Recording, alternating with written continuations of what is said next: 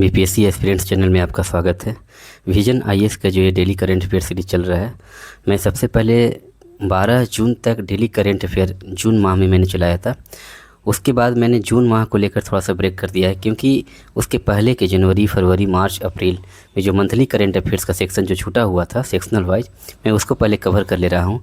तो इस monthly current affair series में ये मार्च मंथ का करंट अफेयर है, जो जैसा कि मैं आपको बता रहा हूँ कि इस मार्च मंथ में मैंने 2 सेक्शन कंप्लीट कर दिया है। ये आप देख सकते हैं यहाँ से। एक पॉलिटी का सेक्शन मैंने कंप्लीट कर दिया है, जो ऑलरेडी यूट्यूब पर अपलोडेड है। तो आप लोग इसको देखकर उसका एक वार नोट्स में अपने क्या करेंगे, नोट्स तैयार कर लेंगे। जैसे समान नागरिक संहिता, ये कंप्लीट हो चुका है। भारत में खाद्य क्षेत्र में सुधार और कुछ संशोधन जो किए गए हैं विधेयक, उसका चर्चा ऑलरेडी किया जा चुका है। तो आप लोग इसको यूट्यूब पर जाकर देख लेंगे। और इसके बाद मैंने ये सेक्शन भी कंप्लीट कर दिया है। अर्थव्यवस्था का सेक्शन जो है ये भी मैं कंप्लीट कर चुका हूँ। आप लोग इसे भी यूट्यूब पर जाकर देख लेंगे, और जो इंपॉर्टेंट पॉइंट्स जो मैं बताया हूँ यूट्यूब पर, उसको आप वार नोट्स में क्या करेंगे, तैयार करेंगे। तो चलिए आज मैं कंप्लीट करने की कोशिश करता हूँ साइंस एंड टेक का पोर्शन, जो पीटी से तो कम लेकिन मेंस पॉइंट ऑफ व्यू से काफ़ी इंपॉर्टेंट है। लेकिन हाँ, इसमें कुछ ऐसे मिशन हैं ये भारत सरकार के, जो कि पीटी पॉइंट ऑफ व्यू से भी इंपॉर्टेंट है। इसलिए मेरा ये सेशन ही पीटी और मेंस दोनों के लिए है। जो पीटी में भी हेल्पफुल हो सकते हैं, ये 30 से 40% पीटी में भी हो सकते हैं, और मेंस में तो ऑलमोस्ट सोचिए कि अगर करेंट अफेयर पूछते हैं, अगर भी मेंस में किसी भी सेक्शन से, चाहे वो पॉलिटी हो या फिर साइंस टेक हो, इकोनॉमी हो, तो विजन आईएएस से ही आपको देखने को मिलेंगे। इवन अगर आपका ऐसे भी लिखने को आता है, तो वो अगर करंट रिलेटेड ऐसे है तो भी आपको विजन आईएएस के मैगजीन से ही देखने को मिलते हैं। तो मैं इसलिए इस मैगजीन को लेकर आपको कवर करने की कोशिश कर रहा हूँ।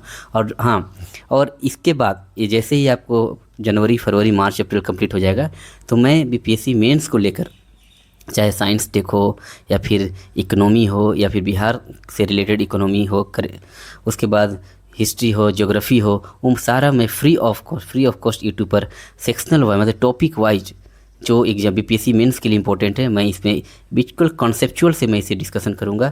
और आप देखने के बाद इस बात को रियलाइज़ करेंगे कि वाकई में ऐसा वीडियो शायद आप कहीं अगर कोर्स परचेज भी करते हैं, तो ये वैल्यू एडेड मटेरियल, या फिर यूँ कहें कि इतना समझा कर आपको कहीं नहीं बताया जाएगा।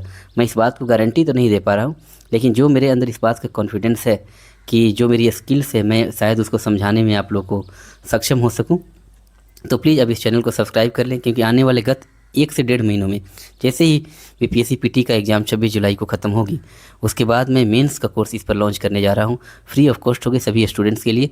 आप लोग उसे देखें, और रोज़ हर एक चैप्टर वाइज, जैसे मान लीजिए ज्योग्राफी हो तो ज्योग्राफी में जितने भी चैप्टर्स होंगे, हर एक चैप्टर वाइज का एक वीडियो अपलोड किया जाएगा आंसर राइटिंग के साथ, कैसे लिखना है, कौन कौन सा मटेरियल है। और आपको उस वीडियो में देखने के बाद आप क्या करेंगे कि एक कीवर्ड्स के रूप में शॉर्ट नोट्स तैयार करेंगे, ताकि वो ही कीवर्ड्स आपको एग्जाम में काम आएंगे, और वो उससे आप क्या करेंगे, आंसर राइटिंग में आप हेल्प हो सकता है उससे आपको। तो चलिए स्टार्ट करते हैं। साइंस एंड टेक्नोलॉजी में मेरा फर्स्ट जो है आपका, वो है आपका कि भारत में खाद्य फोर्टिफिकेशन, और कुछ संक्षिप्त सुर्खियाँ हैं, जैसे कि इंडिया ये एआई मिशन क्या है, मून शॉट परियोजना क्या है, कवच क्या है, ये सब हम लोग चर्चा करते हैं। तो चलिए स्टार्ट करते हैं आज का लेक्चर।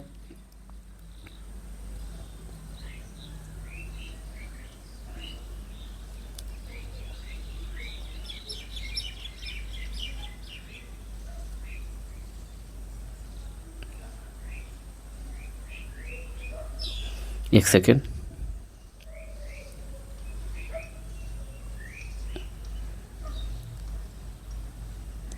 हम लोग साइंस टेक की ओर जा रहे हैं।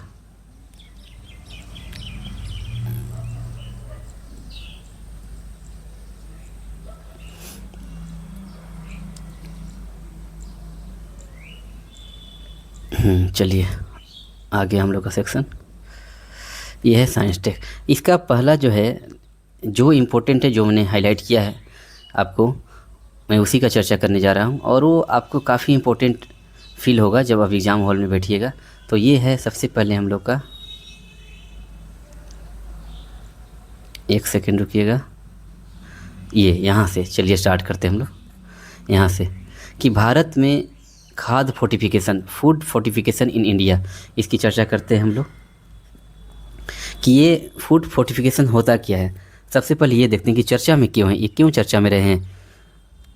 सरकार ने आईआईटी खड़गपुर के एक अध्ययन में पोषक तत्वों की स्थिरता से जुड़े निष्कर्षों का हवाला देते हुए प्रधानमंत्री गरीब कल्याण अन्न योजना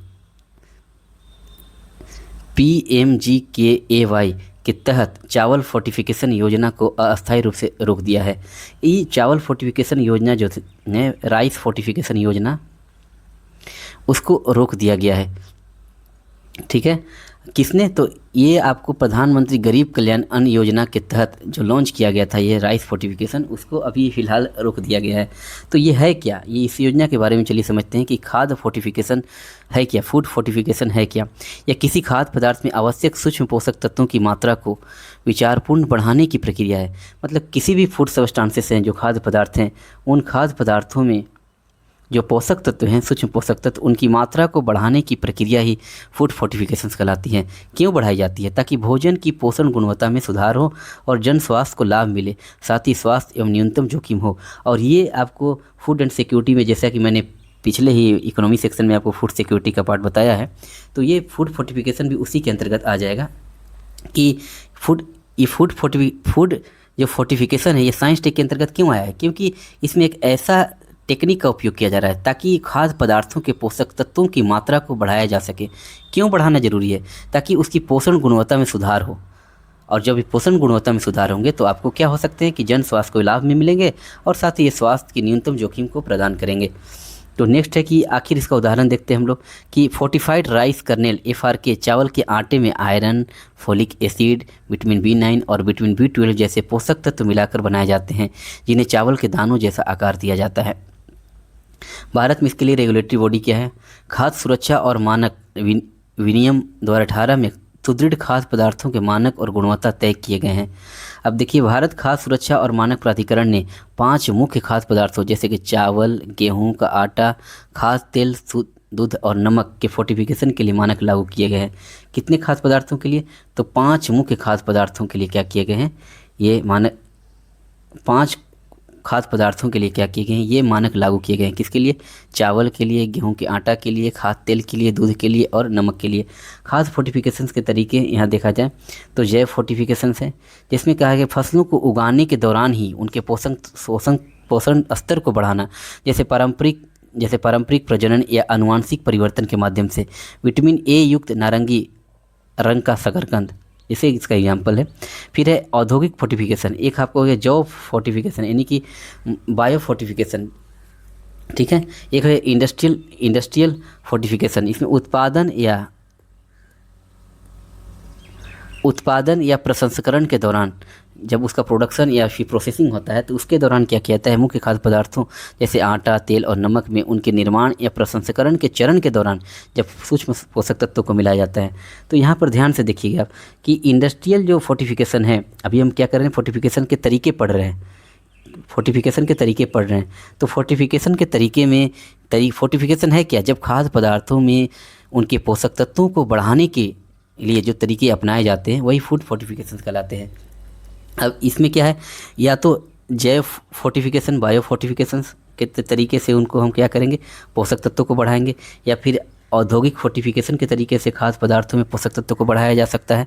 अब बायो फोर्टिफिकेशन में क्या करेंगे कि फसल को उगने के दौरान ही, फसल जब उगता है उसके दौरान ही उनके पोषक स्तर को बढ़ाने का प्रयास किया जाता है। किसके माध्यम से? तो प्रजनन और आनुवंशिक परिवर्तन के माध्यम से।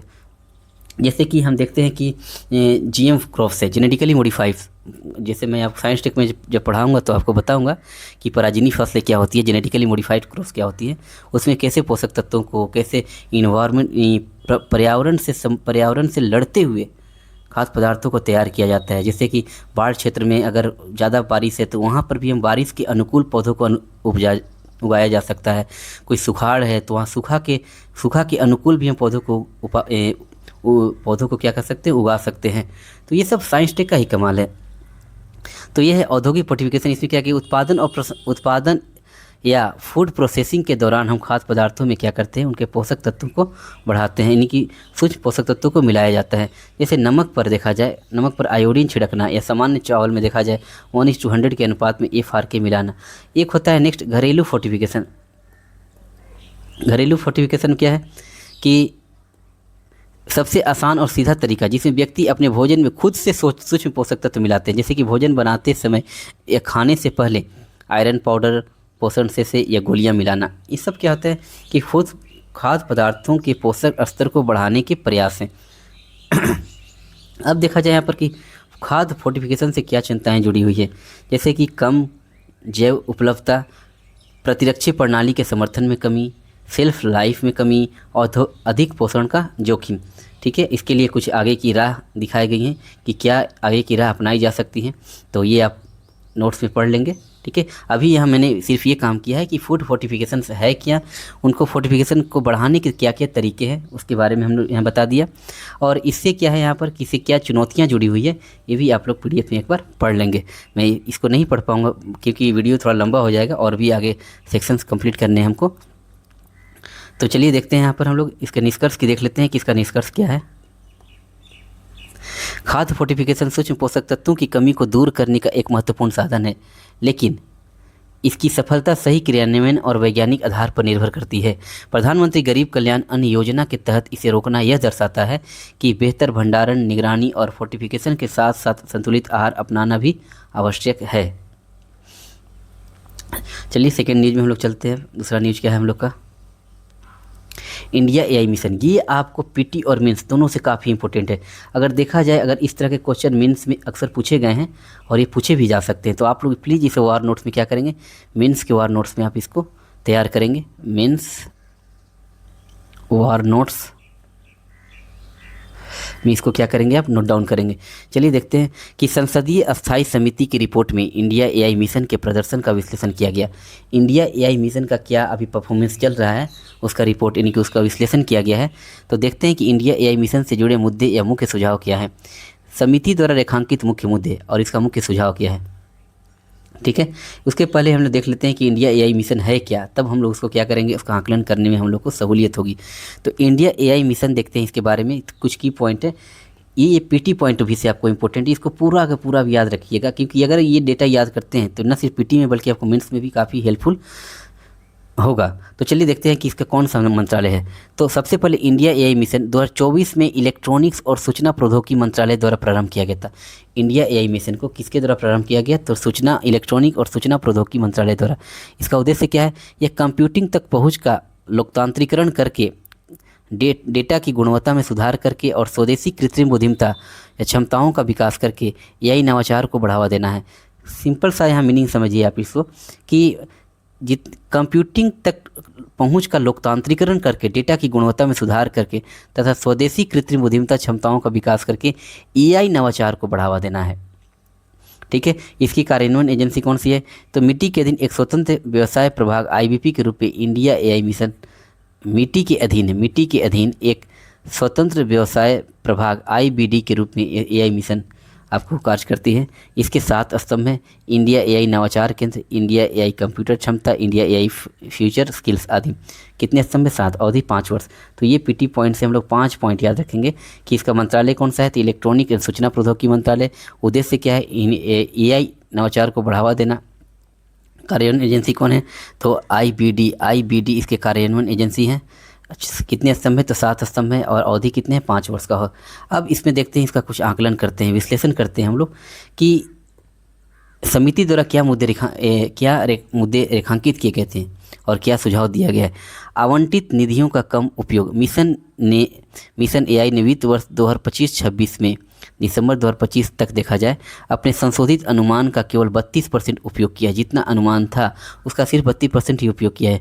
परिणाम स्वरूप 2026-27 के बजट में प्रस्तावित आवश्यकताओं के वनस्पति आवंटन आधा कर दिया गया। और संरचना से संबंध बढ़ाएं। GPU क्लस्टर के विकास के बावजूद हार्डवेयर की उच्च लागत, वैश्विक आपूर्ति श्रृंखला से जुड़ने में देरी और कर से संबंधित समस्याएं भी बनी हुई है। पर्यावरण पर प्रभाव देखा जाए, विशाल कंप्यूटिंग और संरचना स्थापित करने में डेटा सेंटरों द्वारा अत्यधिक बिजली और जल की खपत होती है, जिससे पर्यावरण पर प्रभाव के भी संदेश देखे जा सकते हैं। आधुनिक और विकास यानी R&D से संबंधित चुनौतियाँ। स्वदेशी AI मॉडल विकसित करने में विशेष चुनौतियाँ हैं। साथ ही AI में अनुसंधान हेतु वित्त पोषण मुख्यतः IIT जैसे प्रमुख संस्थानों, राष्ट्रीय प्रयोगशालाओं तक सीमित है। इससे व्यापक AI प्रणाली का विकास बाधित होता है। मतलब ये देखा जाए, ये कुछ मुद्दे हैं इंडिया एआई मिशन लागू करने के कुछ मुद्दे हैं जो कुछ प्रभावित भी कर रहे हैं, पर्यावरण पर प्रभावित करते हैं, कुछ चुनौतियां हैं यहाँ पर। इसके लिए क्या सुझाव दिए गए हैं, इसके लिए ये कुछ मुद्दे हैं जिसमें कुछ चुनौतियाँ इंडिया एआई मिशन के समक्ष क्या है, चुनौतियाँ हैं। और ये आपको मेंस में आपको लिखने के लिए आ सकता है। आपको इसको मेंस के वार नोट्स में क्या करेंगे, इसको तैयार करेंगे। अब यहाँ देखते हैं कि इसमें इसके लिए क्या सुझाव दिए गए हैं, इसके लिए क्या सुझाव दिए गए हैं वो देखते हैं हम लोग। वित्तीय अनुशासन, हितधारकों से परामर्श, पर्यावरण पर पड़ने वाले प्रभाव को कम करना और व्यापक आर&डी का मूल्यांकन। देखा जाए तो ये चुनौतियाँ थी, ये चुनौतियाँ के लिए सुझाव दिए गए हैं। ये चुनौतियाँ थी, इसके लिए सुझाव ये दिए गए, इसके लिए सुझाव ये दिए गए, इसके लिए सुझाव ये दिए गए। तो पॉइंट भी इसी तरह होना चाहिए कि जो आप चुनौतियाँ में लिखे गए हैं, जो आप इम्पोर्टेंस, मान लीजिए जो आप इम्पोर्टेंस लिखे गए हैं, ठीक है, आपको पूछा जाए कि कोई भी एक्स मिशन क्या है, इसके महत्व, चुनौतियाँ एवं इसके मुख्य सुझावों की चर्चा करें। तो जो भी आप महत्व बताएंगे, तो अगर आप कोशिश करते हैं कि उसी महत्व से संबंधित चुनौतियाँ और उसी चुनौतियों को हटाने के सुझाव, तो आपको एक लाइनअप में सिस्टम देखने को मिलेगा। तो एग्जामिनर आपको इस बात के रियलाइज करेगा कि हाँ, जो महत्व लिखा है उस महत्व के बाद उससे संबंधित क्या चुनौतियाँ हो सकती है, और उसी पॉइंट जो चुनौतियाँ जो वो बच्चा लिखा है उसी से क्या वो निष्कर्ष निकाल रहा है, उसका क्या सुझाव दे रहा है। तो ये एक सीरीज में लिखने का कोशिश करना है हम लोग को। तो ये वित्तीय अनुशासन, समिति ने क्या किया है कि इस समिति ने मिट्टी से वित्तीय अनुशासन मजबूत करने, मिशन के सभी स्तंभों में क्रियान्वयन तेज करने और खर्च को अनुकूलित करने का आग्रह किया है। अब हितधारकों से परामर्श क्या है कि मिट्टी को हार्डवेयर की खरीद और वैश्विक आपूर्ति श्रृंखला से जुड़ी बाधाओं से निपटने के लिए इस क्षेत्र के व्यापार हितधारकों से परामर्श करना चाहिए। अब पर्यावरण पर जो प्रभाव पड़ते हैं उसके लिए क्या किया जाए, तो मिट्टी को संप्रभु डेटा सेंटर स्थापित करने से जुड़े पारिस्थितिक प्रभाव को कम करने हेतु पर्यावरण विशेषज्ञों से भी परामर्श करना चाहिए। और आर&डी के मूल्यांकन क्या है कि मिट्टी को नई पहलों जैसे अनुसंधान, नेशनल रिसर्च फाउंडेशन तथा अनुसंधान विकास और नवाचार कोष के वास्तविक प्रभाव का आकलन करना चाहिए ताकि अनुसंधान का लोकतांत्रिकरण हो सके। तो ये इंडिया एआई मिशन है, ये आप पीटी पॉइंट ऑफ व्यू से आप इसको नोट कर लेंगे। तो चलिए नेक्स्ट है अब हम लोग को मूनशॉट परियोजना क्या है। मूनशॉट परियोजना, भारतीय विज्ञान संस्थान IISc और प्रतीक्षा ट्रस्ट ने ब्रेन को प्रोसेसर पर मूनशॉट परियोजना शुरू की है। मूनशॉट परियोजना का उद्देश्य क्या है, शरीर के अंदर लगाने वाले इम्प्लांटेबल और नॉन इन्वेसिव यानी कि बिना सर्जरी के इस्तेमाल होने वाले ब्रेन को प्रोसेसर विकसित करना है। ये उपकरण मस्तिष्क से मिलने वाले संकेतों को रिकॉर्ड करके उन्हें समझेंगे और संसाधित करेंगे और फिर न्यूरल स्टिमुलेशन के माध्यम से इन संकेतों को दोबारा मस्तिष्क में क्या करेंगे, भेजेंगे। ब्रेन को प्रोसेसर के बारे में देख लेते हैं कि ब्रेन को प्रोसेसर ऐसे एआई आधारित यानी कि बाई डायरेक्शनल न्यूरल इंटरफेस होते हैं जो मस्तिष्क से आने वाले संकेतों को समझते हैं, डिकोड और उनका विश्लेषण करते हैं और फिर उन्हें दोबारा मस्तिष्क में भेजते हैं यानी कि री इनकोड करते हैं। सामान्य ब्रेन कंप्यूटर इंटरफेस से ये अलग है, ये केवल संकेत पढ़ने तक सीमित नहीं होते हैं, ये मस्तिष्क को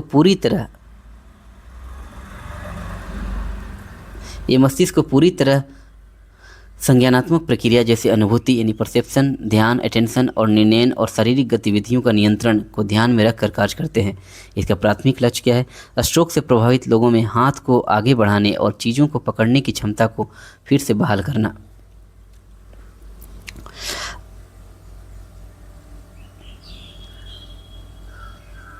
नेक्स्ट है हम लोग का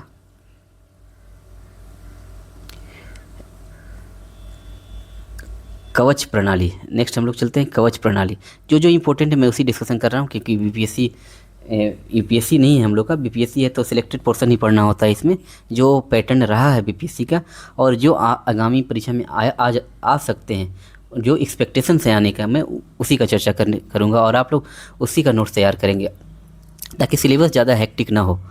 ऐसे तो विजन आईएएस एक बड़ा पोर्शन कवर करता है यूपीएससी लेवल तक, लेकिन हम लोग बीपीएससी को ही टारगेट कर रहे हैं, इसलिए बीपीएससी से रिलेटेड जितने भी करंट अफेयर्स जो पूछे जा सकते हैं और जो पीवाईक्यू जो पूछे गए हैं उसी को रिलेट करके मैं यहाँ पर बताने की कोशिश कर रहा हूँ। और जब मैं इसको फ्री कोर्स जब साइंस टेक का पढ़ाऊँगा तो आप रिलेट कर पाएंगे कि क्या एक्चुअल में जो साइंस टेक पढ़ने का तरीका क्या है, साइंस टेक कितना आसानी से समझा जा सकता है। जब मैं वो स्टार्ट करूँगा कोर्स तो आप इस बात का रियलाइज करेंगे। तो चलिए अभी हम देर नहीं कर रहे हैं और स्टार्ट करते हैं कि भारतीय रेलवे ने कई जोन में कवच प्रणाली के विस्तार को मंजूरी दी है। अब कवच है क्या, आखिर इसके बारे में जान लेते हैं हम लोग। कवच एक स्वचालित ट्रेन सुरक्षा यानी ऑटोमेटेड ट्रेन प्रोटेक्शन। यह ट्रेन टक्कर बचाव प्रणाली TCS यदि दो ट्रेनें टकराने की स्थिति में हो तो यह स्वचालित रूप से ब्रेक लगाकर टक्कर रोकती है। जैसे मान लिया जाए, ये क्या है, एक ऐसा प्रणाली, एक ऐसा सिस्टम है, जैसे मान लिया जाए कि दो ट्रेन हैं, दो ट्रेनें और दोनों एक दूसरे से ऐसा लग रहा है कि एक ही ट्रैक पर आ गए हैं और टकराने की स्थिति में आ गए हैं। तो उस केस में क्या होगा, यहाँ पर जो इस ट्रेन में जो ऑटोमेटेड ब्रेक लगेंगे, ऑटोमेटेड ब्रेक माने कि स्वचालित ब्रेक लगकर इसकी दुर्घटना को बचाया जा सकता है। तो एक ऐसी प्रणाली है जिसमें जब दो ट्रेनें टकराने की स्थिति में हो तो ये स्वचालित रूप से ब्रेक लगाकर टक्कर को क्या करती है, रोकती है। इसका विकास जो किया गया है वो भारतीय रेलवे के अनुसंधान डिजाइन और मानक संगठन RDSO द्वारा किया गया है। इसका विकास किसका किया गया है, RDSO द्वारा किया गया है।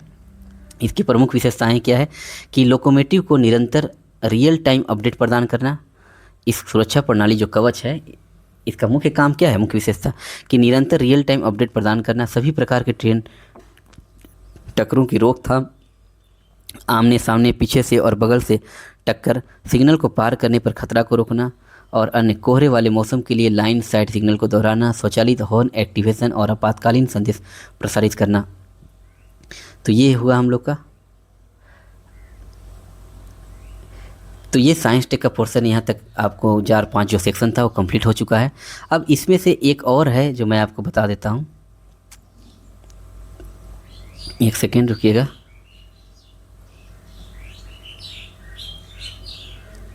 ये पोर्शन मैंने कंप्लीट कर दिया है, ये साइंस टेक का पोर्शन कंप्लीट है, ठीक है।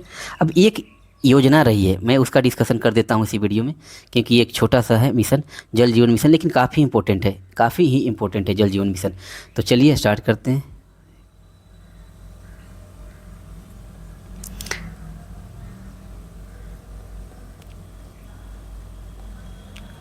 एक सेकेंड रुकिएगा।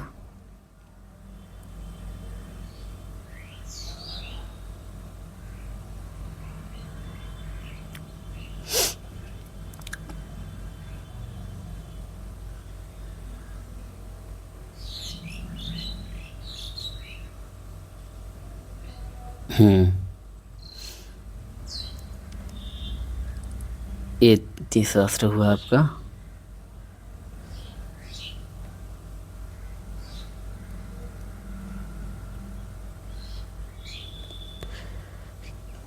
मैं इसी वीडियो में बता दूं या फिर इसके लिए एक अलग, जैसे कि यहाँ देखा जा रहा है,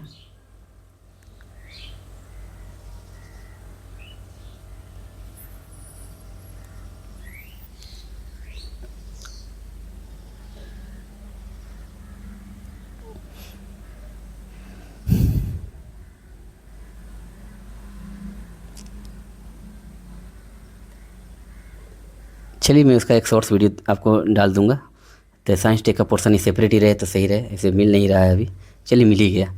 तो चलिए स्टार्ट करते हैं इसको, कि छोटा सा टॉपिक है, ज़्यादा है नहीं, ये इंपॉर्टेंट मिशन है, ये स्कीम रही है सरकार की, जल जीवन मिशन। तो जल जीवन मिशन के बारे में देख लेते हैं कि ये सुर्खियों में क्यों है, हरी सुर्खियों में क्यों रहे हैं। तो केंद्रीय मंत्रिमंडल ने सार्वभौमिक ग्रामीण नल जल कवरेज के लक्ष्य को प्राप्त करने के लिए जल जीवन मिशन के विस्तार को दिसंबर 2028 तक मंजूरी दी है। ये जल जीवन मिशन का विस्तार करके कहाँ तक कर दिया गया, दिसंबर 2028 तक कर दिया गया। इस योजना के उद्देश्य क्या हैं और इनकी क्या प्रमुख विशेषताएं, ये पूरा का पूरा सेक्शन आपको इंपॉर्टेंट है, न सिर्फ पीटी बल्कि मेंस पॉइंट ऑफ व्यू से भी इंपॉर्टेंट है। तो इसको हम बारी बारी से देख लेते हैं कि इनकी क्या, इस योजना के क्या उद्देश्य हैं। तो पहला उद्देश्य क्या है कि प्रत्येक ग्रामीण परिवार को 55 LPCD यानी कि लीटर प्रति व्यक्ति प्रतिदिन, प्रत्येक ग्रामीण परिवार को 55 LPCD के साथ कार्यात्मक घरेलू नल कनेक्शन प्रदान करना, जिसे हर घर जल सुनिश्चित हो सके, ठीक है। अच्छा, स्कूलों, आंगनबाड़ियों, ग्राम पंचायत भवन, स्वास्थ्य केंद्रों और सामुदायिक केंद्रों में कार्यात्मक नल कनेक्शन प्रदान करना, नकद वस्तु या श्रमदान के माध्यम से योगदान देकर स्थानीय समुदाय के बीच स्वैच्छिक स्वामित्व को बढ़ावा देना। नेक्स्ट है सुरक्षित पेयजल के महत्व और इसके विभिन्न पहलुओं के प्रति जनता में जागरूकता लाना। नेक्स्ट पॉइंट है दक्षता और संसाधन उपयोग को अधिकतम करने के लिए स्वच्छ भारत मिशन, मनरेगा और SBM ग्रामीण जैसे अन्य सरकारी कार्यक्रमों के साथ समन्वय स्थापित करना। अब इनकी कुछ विशेषताएं हैं, उनकी चर्चा कर लेते हैं हम लोग। कि इनका शुभारंभ कब हुआ था, इस जल जीवन मिशन का शुभारंभ कब हुआ था, तो 2019 में हुआ था। इसका मंत्रालय कौन है, तो जल शक्ति मंत्रालय। जल शक्ति मंत्रालय यह एक केंद्र प्रायोजित योजना है। वित्तीय व्यवस्था देखा जाए तो फंड का आवंटन केंद्रीय निधि के उपयोग और राज्यों के समान अनुपातिक हिस्से की उपलब्धता पर आधारित है। केंद्र सरकार मतलब केंद्र सरकार और राज्य सरकार दोनों की क्या है, केंद्र और राज्य ये दोनों के हिस्से की दोनों ही का कंट्रीब्यूशन इसमें होता है। प्रोत्साहन देखा जाए तो राज्यों और केंद्र शासित प्रदेशों को उनके कार्य क्षमता मूल्यांकन सर्वेक्षण के प्रदर्शन के आधार पर अनुदान मिलता है। निगरानी तंत्र क्या है कि पारदर्शिता के लिए एकीकृत प्रबंधन सूचना प्रणाली IMIS और JJM डैशबोर्ड स्थापित किए गए हैं।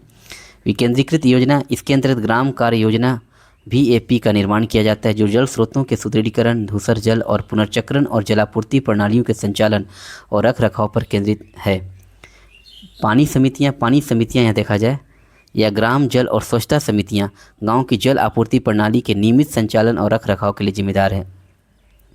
जल गुणवत्ता निगरानी, स्रोत और वितरण बिंदुओं पर पानी के नमूनों के नियमित परीक्षण को बढ़ावा दिया जाता है। किफ़ायती दरों पर प्रयोगशालाओं तक आम जन की पहुंच सुनिश्चित की गई है। फिर महिला भागीदारी और क्षमता निर्माण, प्रमुख संसाधन केंद्र, नेशनल वॉश एक्सपर्ट और NWE रेटिंग, ये आप लोग PDF में पढ़ लेंगे। अब इसके तहत जो कुछ प्रमुख पहले हैं और प्राथमिक वाले क्षेत्र ये देख लेते हैं हम लोग। तो जो प्रमुख पहले हैं वह है rural wash partners forum RWPF और एक है नल जल मित्र कार्यक्रम NJMP। ठीक है, तो ये कुछ ऐसे यहाँ पर और कुछ प्रगतियाँ रही है जल मिशन के, कुछ प्रगतियाँ रही हैं किनकी, तो जल जीवन मिशन का। तो ये प्रगतियाँ और उपलब्धियाँ हम लोग देख लेते हैं। ये आपको मेंस में ही लिखने को आएंगे। कवरेज, नल के जल का कवरेज 2019 के 3.23 करोड़ से बढ़कर 2026 में 15.83 करोड़ हो गए हैं। ठीक है, यानी ग्रामीण परिवार तक पहुंच हो गया कितना, 15.83 करोड़। उसके बाद देखा जाए कि सर्वेक्षण किए गए गाँव में 98.1% घरों में नल कनेक्शन थे। 84% को समय सारणी के अनुसार पानी मिला। 80% को न्यूनतम 55 LPCD प्राप्त हुआ और 76% नल कनेक्शन कार्यात्मक पाए गए हैं। फिर देखा जाए सामुदायिक नेतृत्व वाली उपलब्धियां, जल महोत्सव और जल अर्पण के माध्यम से बड़े पैमाने पर भागीदारी बढ़ी है, जो सामुदायिक स्वामित्व और स्थिरता को दर्शाती है। विश्व स्वास्थ्य संगठन का अनुमान है कि JJM के लक्ष्यों को प्राप्त करने से प्रतिदिन 5.5 करोड़ से अधिक घंटों की बचत होगी, मुख्य रूप से महिलाओं के लिए जो अन्यथा पानी इकट्ठे करने में खर्च होते थे। ठीक है, तो चलिए आज का लेक्चर मैं यहीं लास्ट करता हूँ और हम लोग का ये सेक्शन आप देखेंगे यहाँ पर कंप्लीट हो चुका है, 3 सेक्शन। तो चलिए इस वीडियो को ज़्यादा लंबा नहीं करते हुए यहीं पर ख़त्म करता हूँ। धन्यवाद। और PDF आपको टेलीग्राम पर दे दिया जाएगा। ठीक है, धन्यवाद।